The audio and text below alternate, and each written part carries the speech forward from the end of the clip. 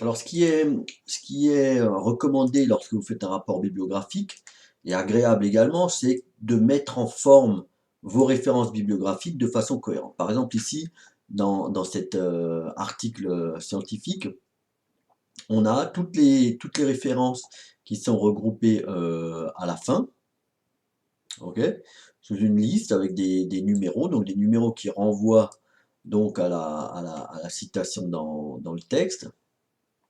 Donc vous voyez que ici par exemple on a les premières références de 1 à 3 qui sont indiquées en exposant. Alors il se trouve que tous les journaux scientifiques ont leur propre façon de mettre en forme les références, mais il se trouve qu'elles sont présentées de façon cohérente, c'est-à-dire une forme qui est cohérente. Par exemple ici le premier article, vous voyez que dans ce cas-là, on a les auteurs de l'article, les trois auteurs, le journal, ok, l'année, le volume et les pages. D'accord?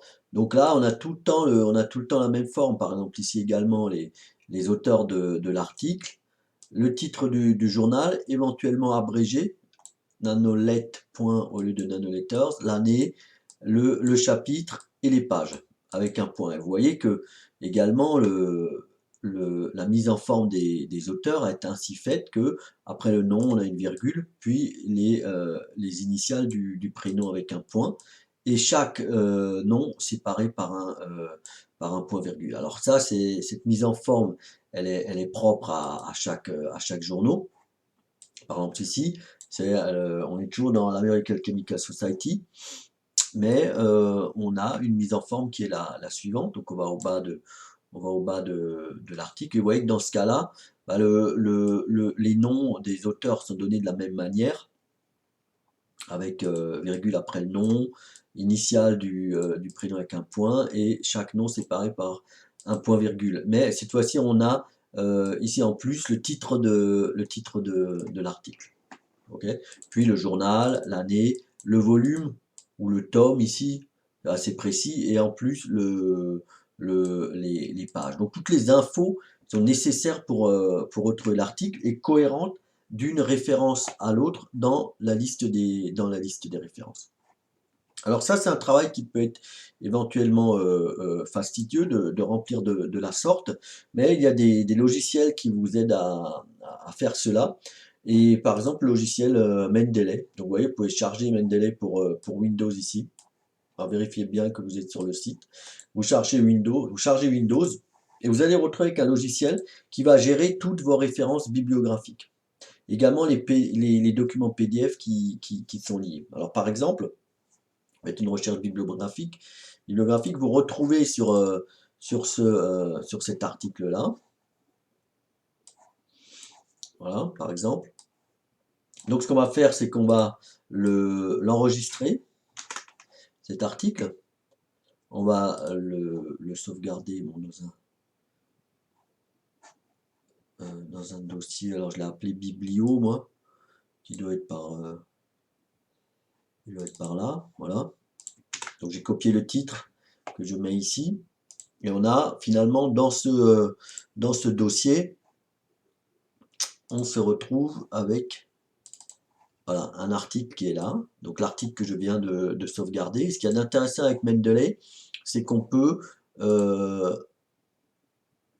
ajouter ce PDF à ma liste de PDF. Donc c'est quelque chose qui est transportable, hein, ce logiciel. C'est-à-dire que là, j'ai mes PDF qui sont sur un autre ordinateur, mais j'ai accès à la liste. Et je peux travailler avec ces références qui sont ici sans avoir les PDF. Donc je retrouve mon article dans mon dossier biblio, je l'ouvre.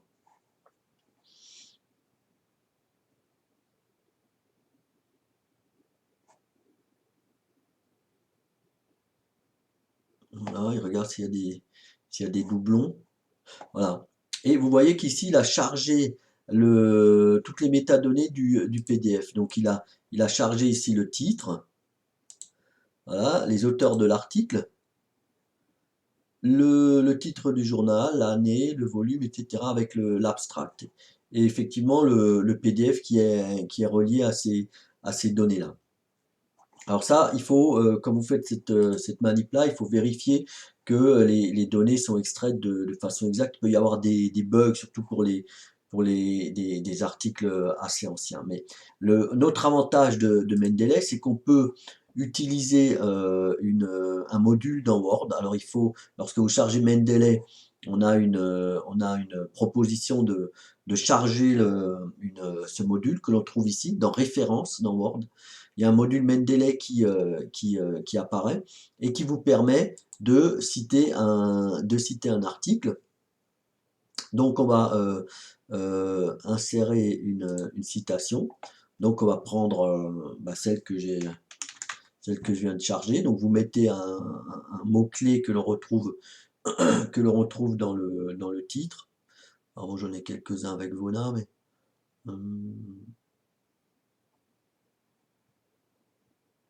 ouais, ça doit être celui-là. Voilà.